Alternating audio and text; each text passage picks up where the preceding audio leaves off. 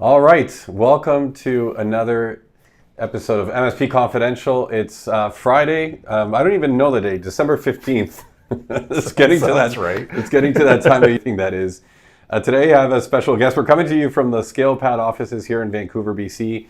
And joining me today is Ryan Sigouin, who is our now Chief Operating Officer here at the company. Now, Ryan actually has had also a long career in the MSP industry, 21 years. 21 years. In an MSP. You sold your own MSP, then you were running things behind the scenes as a COO at F12. Yeah. A dozen plus acquisitions. Yeah. 250 plus employees, 7 provinces. So, tell me a little bit about the MSP background there. Sure. So started off kind of, I was never sure to look at the camera. We'll forget about the camera for now. It's kind of tough when we're doing the face-to-face. Yeah, I mean, the reality of it was, I think I fell into the industry like most people do, right? Where you're just like, okay, well, I have an interest in computers. I'm going to start helping people with computers. And then next thing you know, you find yourself in something called like a VAR or an MSP. Right. And then the progression from there was just, I think, really natural. It was like, had an interest in computers, started as a inside salesperson / web developer. So anybody that was in the industry at that time knows that, yeah, that could be a job description back then. And then as the industry started to progress, had the same opportunities to kind of move through it. Watching the business grow from selling hardware to moving into block time and all of those transitions that everybody recurring revenue had to go through. And the whole concept of a component agreement and all of those types of items that we all work through. So got through that initial stages of growing the business, moved to a managed service model like everybody was kind of focused on at that time, continued growing the business, and then had the opportunity to merge, buy, sell a bunch over that period of time. Yeah. My business partner was his name was Tim Painter. He was a CPA by trade, and so the M&A component of it was much more interesting to him than the nuts and bolts of the business, and so had the opportunity to do a lot of it through his coaching. Well, and it's not uncommon for non-recurring revenue MSPs to get acquired. You see this happen from time to time, and they're just buying the book of business to some extent. And maybe, the multipliers or the calculation for how you value a business that is not primarily recurring revenue is a little bit different. But we'll get into some of the things about M&A, because I think there are many smaller MSPs that at some point are like, you know what, I'm done with this. And they may have not built a tremendous amount of recurring revenue into their business because they were doing just a bunch of break fix or just were doing a true consulting type of business. But there's sort of the handoff of those customers, and there's maybe a rollover that owner does for a couple of years to transition the business. And that's part of the equity that exists in the business to some extent. So I know there's a ton of small businesses out there. What would you say, did you ever do any sort of non-recurring revenue acquisitions? Yeah, absolutely. Well, the first few that we did were very small percentage of recurring revenue. We were just getting our feet in, dipping our toes in a little bit. We were still probably under 3 million in revenue when we started doing acquisitions.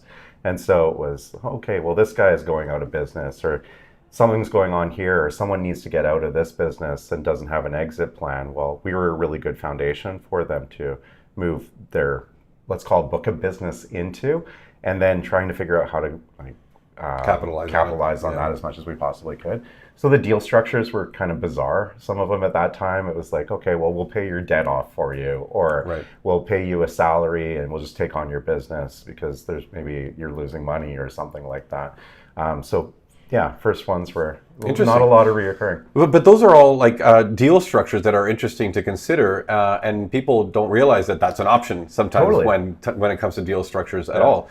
Some folks just want to not have the responsibility of HR and payroll and any of those things, and they're happy to sort of give the business away and just get a salary for the next 5 years, right? Yeah. And even options for buying into a business. So that same with me and Tim when we took over basic business at the time. It was all vendor financed. We just kind of paid the existing owners out for a period of time, and that's how we ended up acquiring that business as well. Yeah, interesting.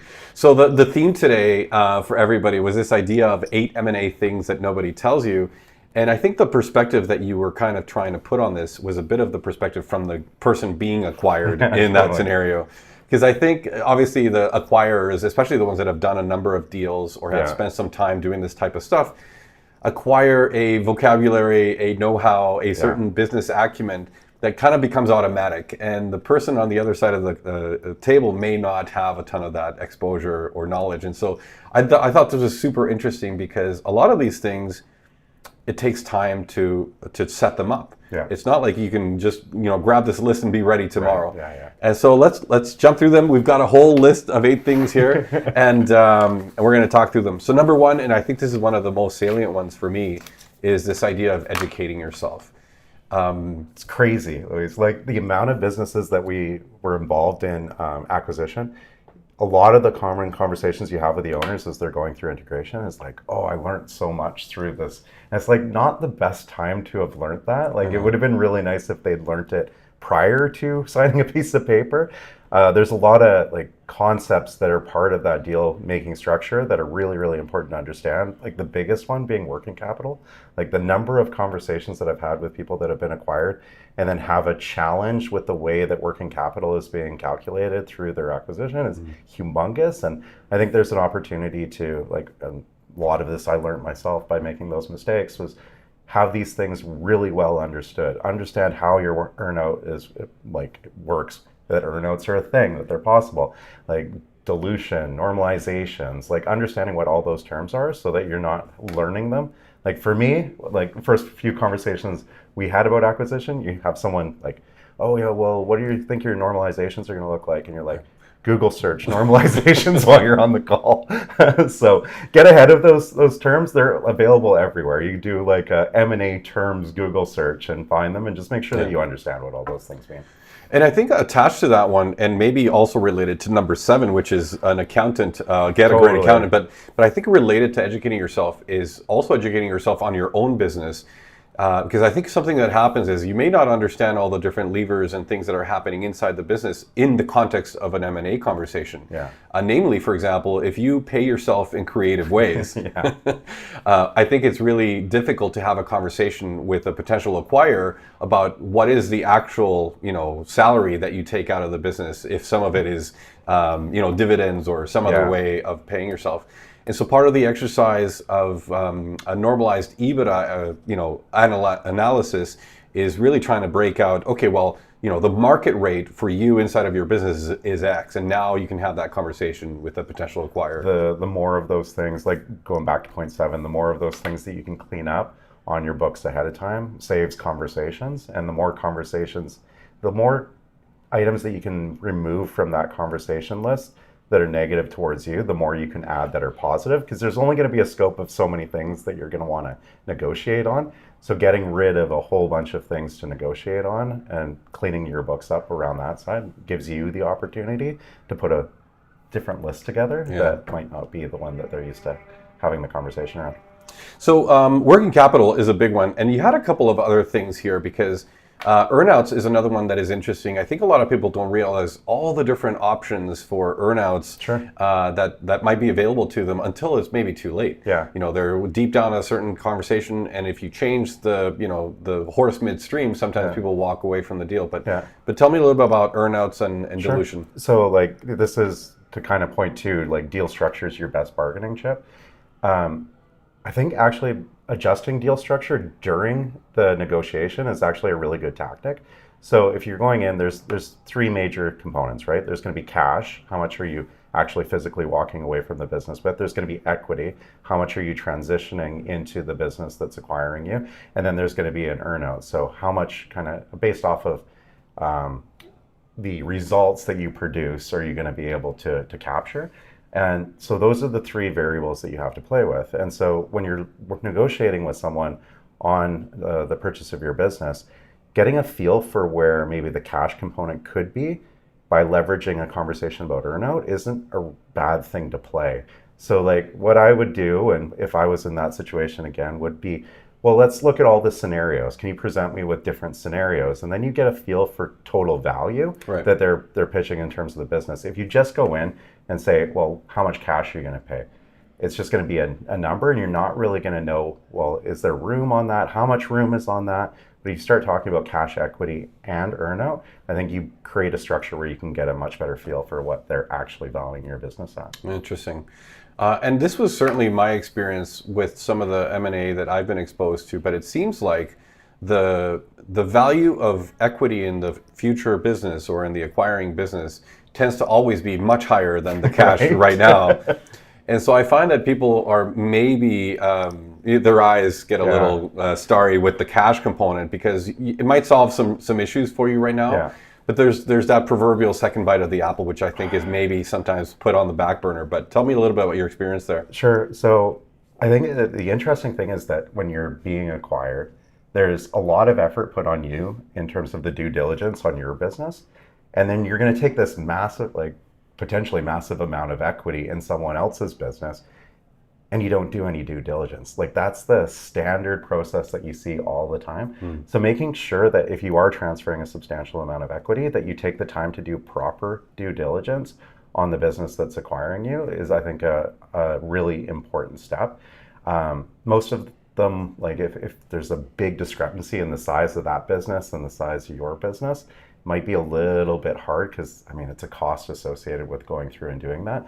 But even doing like a quality of earnings check or something like that, making sure that you understand what their P&L looks like, that you have someone else that's going to read that with you and walk you through the entire things. Look for variances that don't make sense. Like those, again, like a big component of due diligence is, when it's done on you, is to make sure that the business is sound, but also to find opportunities for negotiation. So if you don't do a reverse due diligence, you don't have the opportunity to find those same kind of upsides. And a good point on that reverse due diligence is, I think many potential acquirees would be hesitant to ask for that because it feels invasive, maybe, to your situation. Totally. But totally expected and acceptable to ask for that. I think it shows a level of maturity in negotiation, right? And yeah, it's especially, I remember the first few the conversations that I had, it's like you're just so excited that someone's interested in the business, and that they're like, you have this opportunity to exit, and they're like, how much this might change your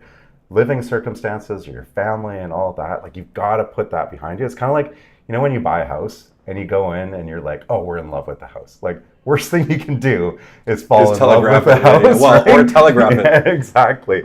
So it's a business transaction. Treat it like a business transaction. Don't kind of get too in love with the deal too early on. Yeah.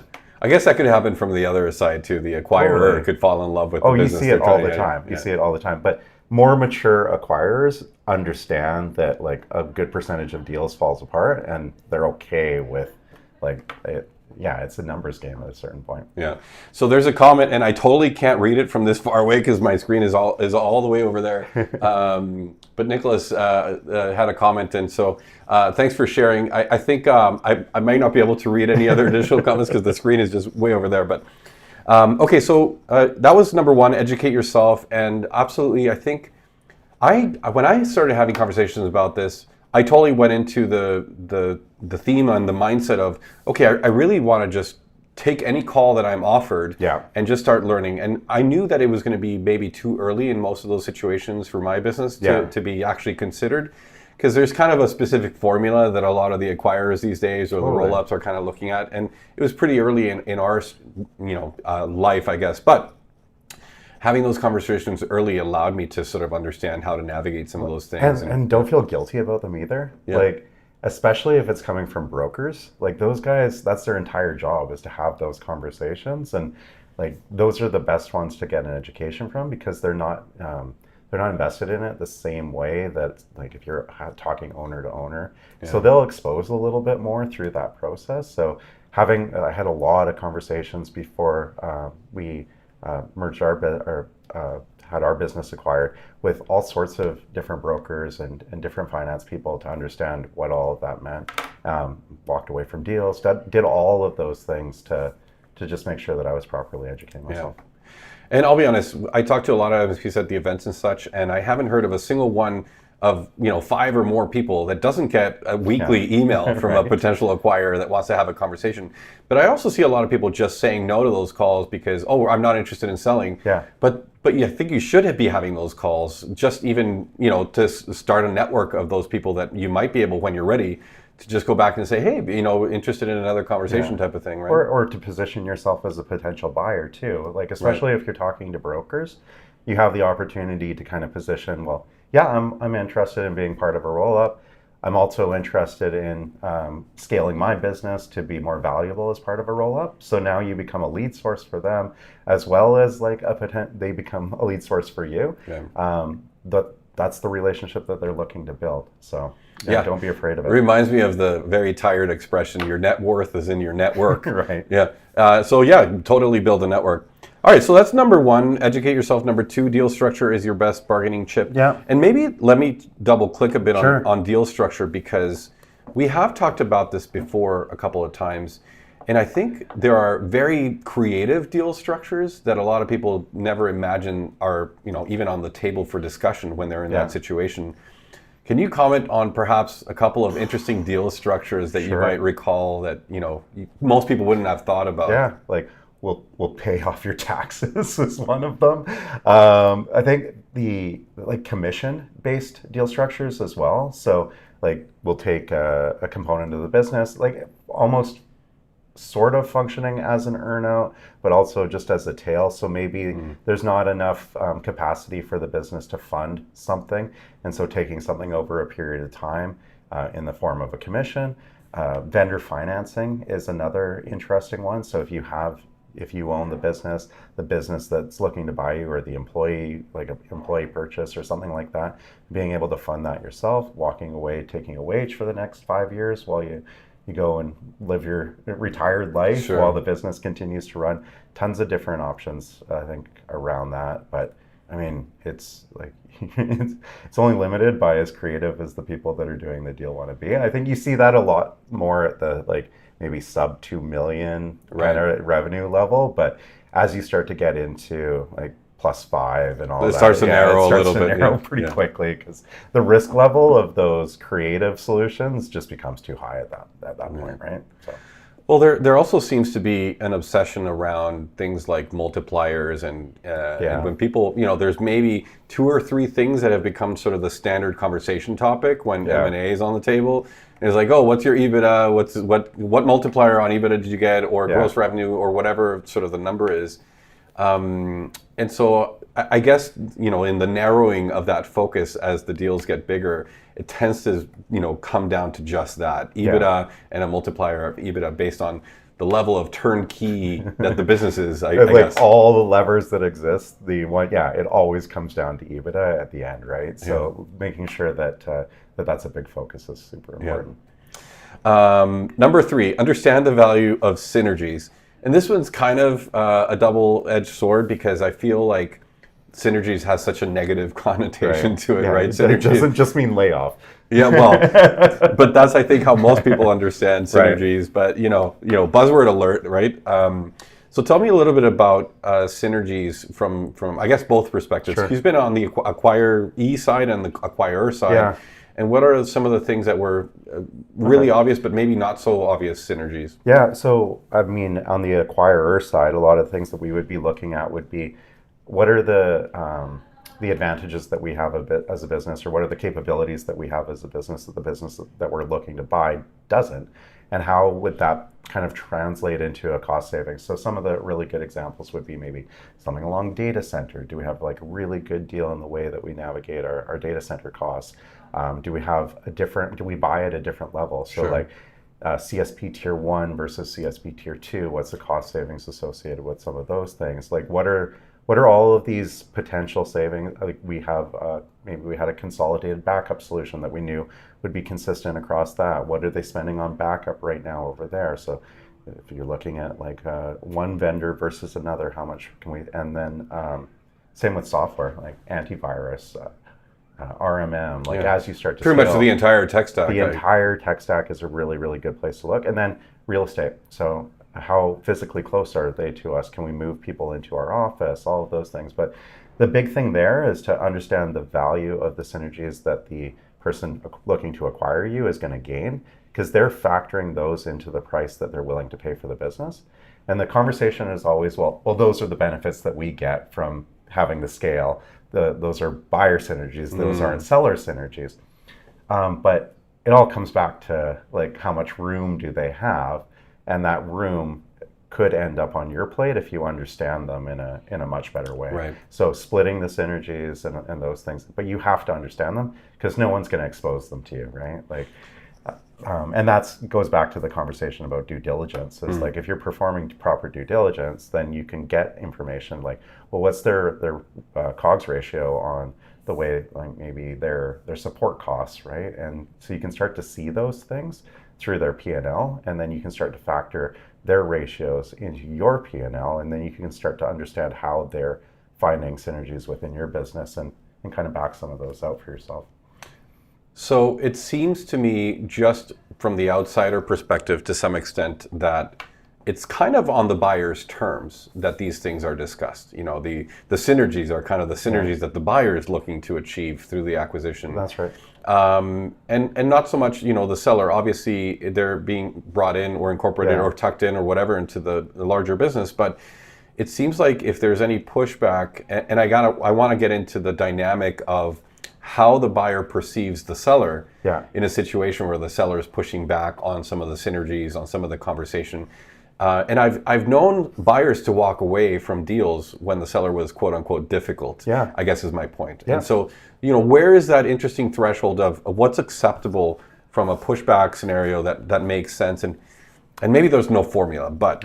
Well, it's the number, like the most important thing is the information that you have and how you choose to share it, right? So just because you have the information doesn't necessarily mean that you have to like state it out in the negotiation. But what you're trying to do is figure out where the fences are going to be and negotiate within those fences. So if you can see through like a quick look at their P&L that their cost to deliver service is 30% lower than yours, then you know, okay, well, they're also seeing that. Doesn't mean you have to be like, oh, I'm seeing that your cost to deliver service is 30% lower than mine, so you should be paying me on the synergy. That's not the conversation. It's definitely like, okay, well, I know they're going to capture this. I know that they're going to capture this. And if you start writing a list of what those are and adding them up, then taking your EBITDA, it'll be, well, maybe an adjustment multiple would be the thing that you would actually kind of be negotiating, or you would know which normalizations to push back on more than others, right? So it's more of the game of it than actually just pinpointing the line. It's very tactile, right? Totally. You kind of have to stay plugged in. Yeah, fair enough. So that's synergies, and man, this is like a very deep rabbit hole within itself. I feel like we can't even get to most of the things that could happen during synergies, but so I think that's a good spot to leave it. Number 4, make sure there is an actual integration plan. Right. And you have been so passionate about this one internally because you joined us at ScalePad as our VP of M&A. And it was evident right from the get-go how much the plan was important before even coming to the table with a potential seller, right? So from the seller's perspective, tell me about the importance of the integration plan. Yeah, so the thing that you always hear is like, well, once the deal's done, we'll figure it out. And like, well, that is the worst possible scenario you can be walking yourself into. Because a lot of, especially if you're in an earnout position, a lot of the requirements to figure it out are going to be pushed back on you, and you're going to find yourself kind of having to figure out how to navigate your own business into sometimes the person that's acquired you. And so especially if you have an earnout in place, understanding what their integration plan is, how they're going to help you hit your earnout should be a huge part of the conversation. What kind of agreements do you have in place to protect you from not being able to achieve that? So is the integration plan like, okay, well, you've got 20% of your value of your organization that you're moving over is in an earnout. Our integration plan is that we're going to dump all of our people and we're going to move this all around and this is all going to change. Like that amount of change is going to make it potentially really hard for you to hit your earnout. Or what are the supports that they're going to be able to push into. Just making sure that you understand what you're going into and that there is a plan is like absolutely critical. Best case scenario, there's someone that actually helps you navigate your way into that business. So kind of like my role in ScalePad was a lot of the businesses that we were, or the products that we were buying. My job was to work with the owners to help them integrate into ScalePad, introduce them around, make sure that they had the right contacts. If they had blockers or problems, my job was to go around and make sure that I removed those. That's a really hard thing to get from maybe an owner or a CEO that's busy with a million other things. So having a dedicated resource that is at a level within the business that they can actually push things through is going to be really important. And this is why when you look at larger organizations that have a really strong acquisition strategy, they're always going to have someone in that role that's specifically there to make sure that those acquisitions lead to really successful integrations. So it's just something that I don't think gets talked about a lot. And like just a critical component as you go through that transition.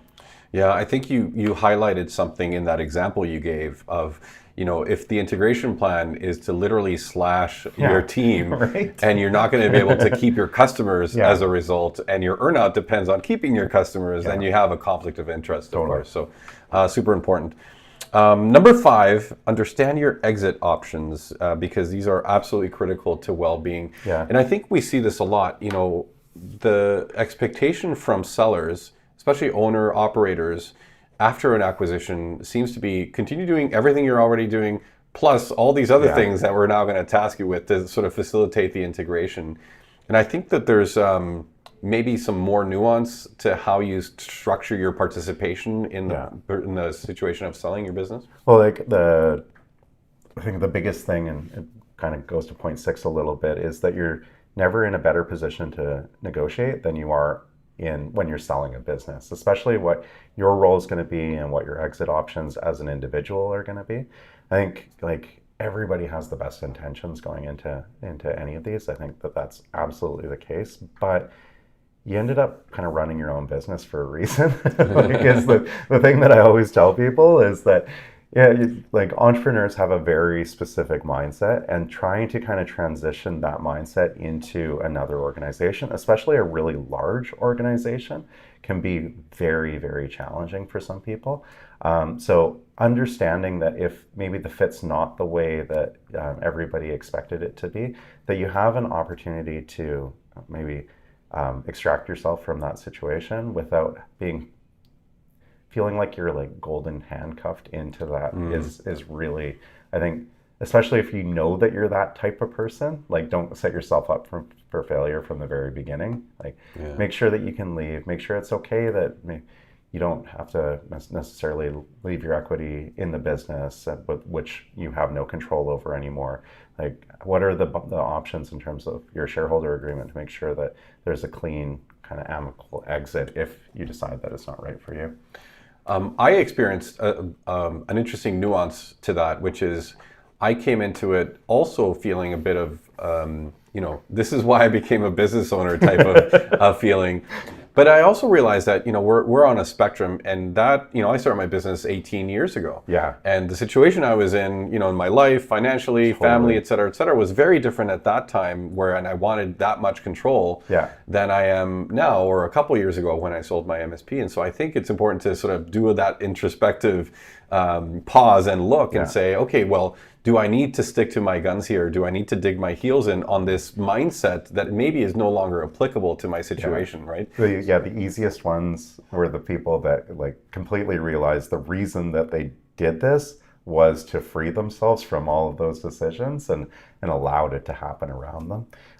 It becomes really hard with a heavy amount of equity and earnout to not have a really strong opinion in a lot of those situations. So like aligning your deal structure with who you are and all of those things is just super important. Now, exit options. This one's interesting because I think you see the whole gamut. You see a deal where on the day of close, the person sails off into the sunset. You see 1-year earnouts and 2-year earnouts and 5-year deals. And so I guess my question to you from the seller perspective is that all those things are on the table, what are some of the things that people maybe don't consider as exit options? Because again, we only hear these narrow set of 2 or 3 sort of expected outcomes, right? Well, I think it's even what options do you have is really dictated by the way that you run the business. So if you're the primary account manager and everybody reports to you and you have no redundancy in your role, well, everybody's going to know that, right? As soon as they start doing due diligence, they're going to figure out that, well, you're so key to this business.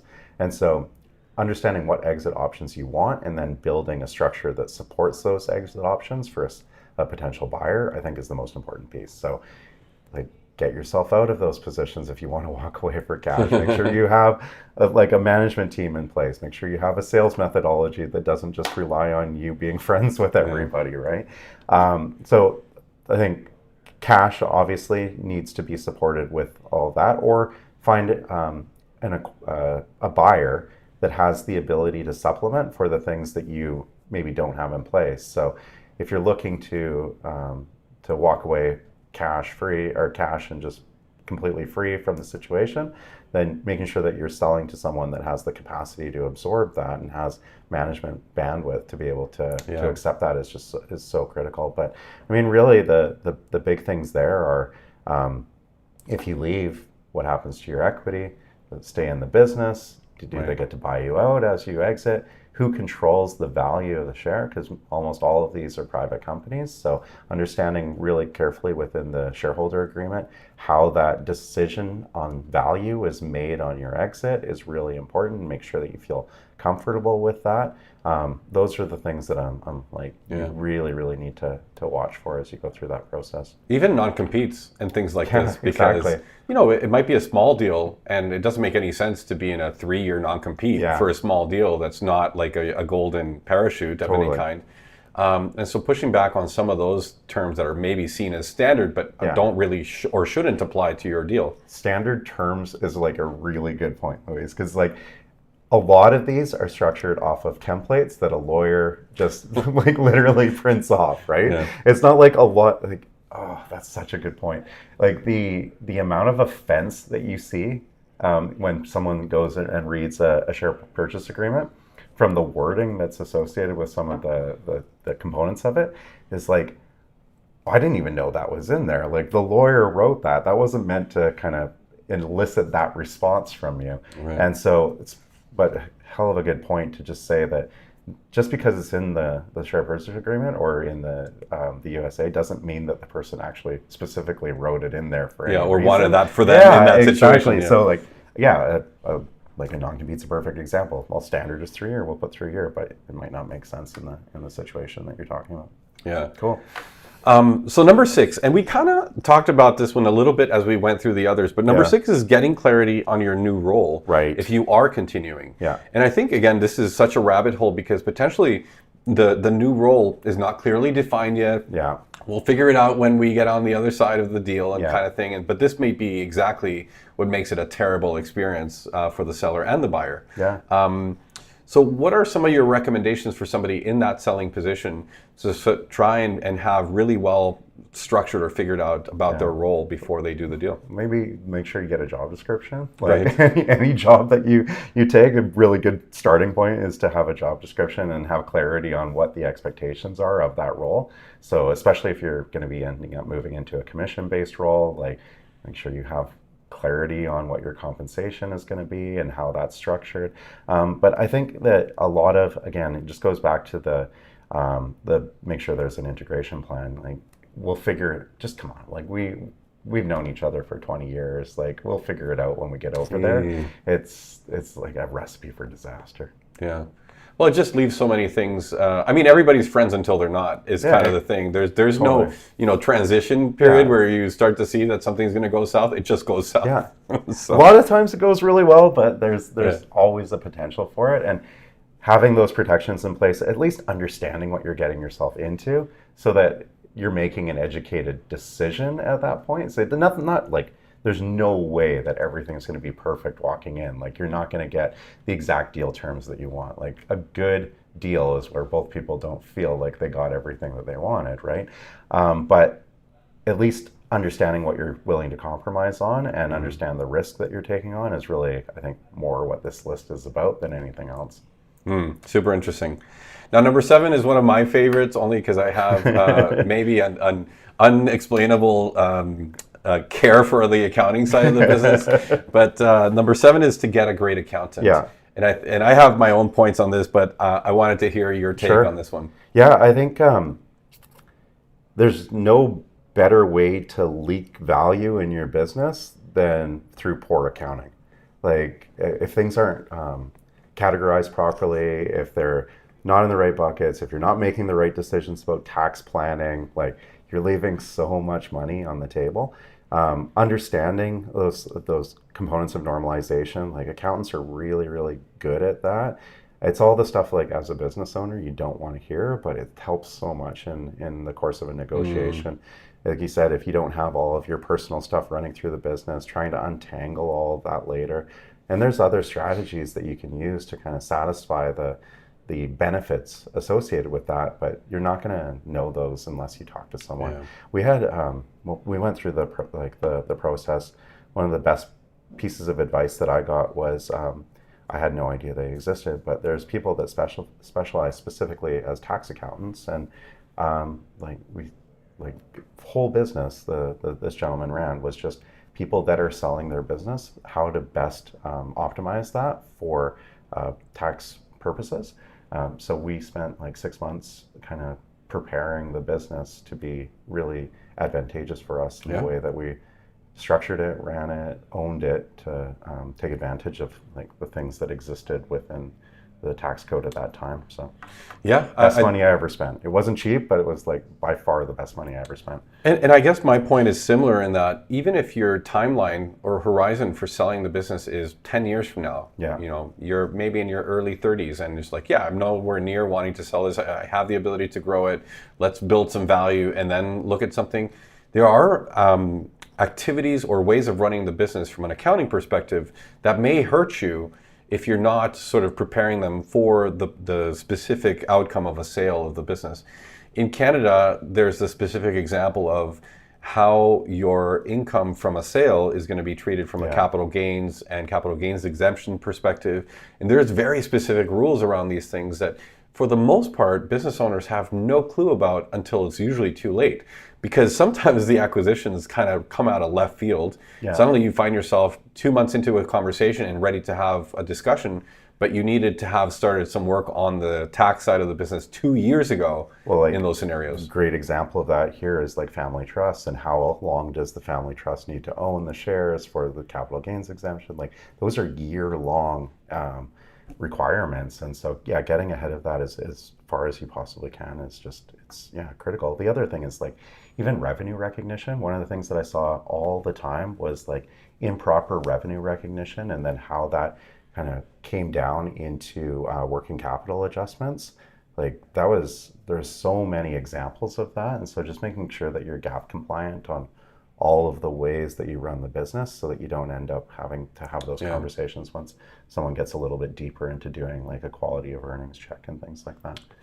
Now, the accountant you currently work with may not have the nuance and understanding of MSP specific ways of doing things from an acquirer's way of laying out a GL account structure and so on. But and I know that a lot of owner-operators of MSP shops are sometimes not accounting people by principle. Where they have a family member do it for them, or what? The classic, right? And so I think this conversation around GL account structure even, or how do you track certain types of revenue in the business, is pretty messy to get started. And then you finally realize, we shouldn't be doing it this way.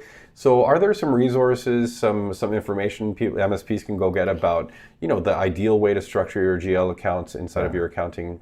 I think the great thing about this, like the MSP space, was how available that information was. One would be to look at the P&Ls of people that are acquiring. So like when you're talking to brokers, part of that process is getting exposure to other businesses' P&Ls, and you can see exactly how they're broken down.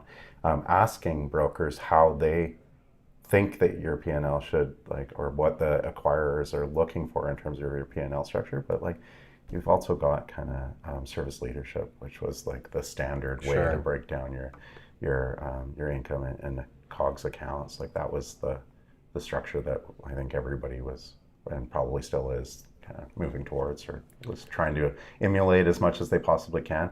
But then there's a lot of nuances now that I think have entered the space post that.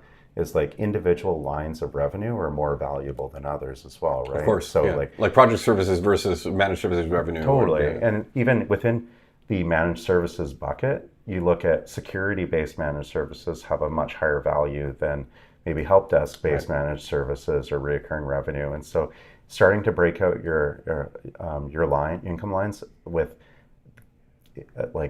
to expose some of the more high valued services that you do in a better way is like, I think, going to be substantially more critically important, because we all know there's a lot of things that masquerade as like reoccurring revenue that aren't necessarily reoccurring revenue. Software resell, like subscription resell, a lot of these things that I think acquirers are getting a lot more kind of picky about how that revenue breaks down. So if you are running a business that is like very, very focused on reoccurring revenue that isn't doesn't have a lot of COGS associated to it and isn't direct resell of maybe Office 365 or something like that, then being able to highlight those.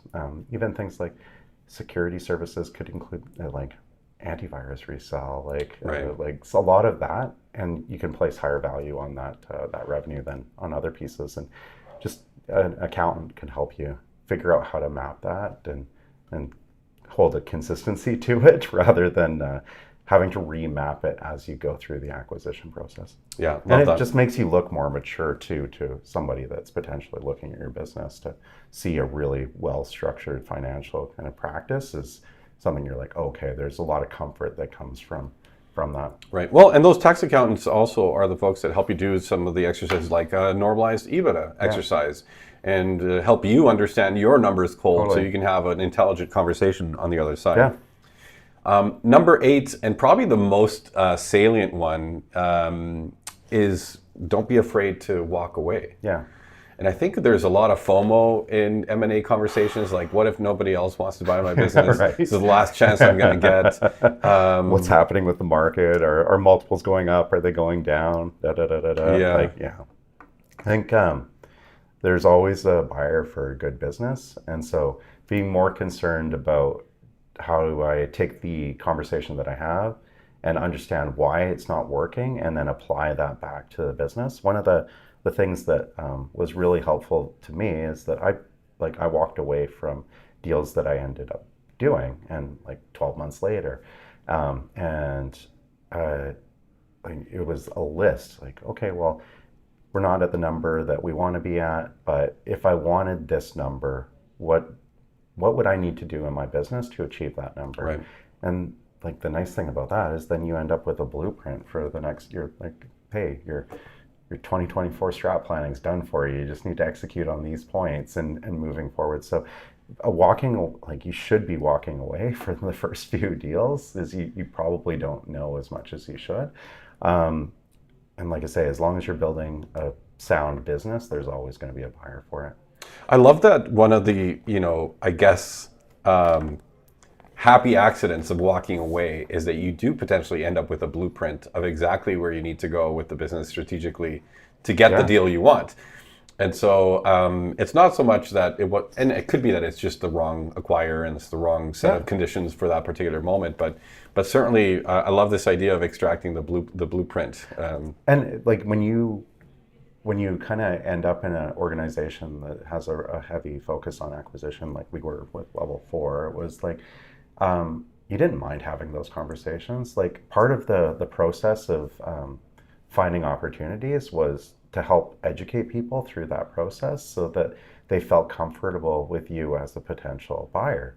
And so like you should, if anybody's having a challenge having that conversation with you, should really be making sure that you're doing an all cash deal and walking away from it. But building relationships with the people that you're potentially looking to do like business with potentially for a really long time is really, really important. They should be more than willing to share that information with you and work with you to help you grow your business and end up in a better position for them to, like, I mean, the whole reason that there's more value in the business is because there's more value to someone that's buying it. So it doesn't matter if I pay you $5 million now, or if you create another $5 million versus value. I'd much rather pay you for that than take the risk of me having to figure out how to get there on my own as an acquirer. So yeah, it's totally fine to walk away from a deal. Yeah, so insightful. Well, this is just 8 things. I'm sure, by the end of next year, maybe, or at some point, there might be another 10 or 20 or whatever to maybe do a follow-up. But I love this conversation. It's kind of a greenfield conversation. Like, this will last forever. These set of conditions and issues are kind of infinite and eternal in that sense. They don't depend on market. They don't depend on anything else. And so they're really insightful. Thank you so much for sharing. Folks, this has been Ryan Sigouin. Thank you for coming and hanging out with me. We're coming to you from the ScalePad office in Vancouver.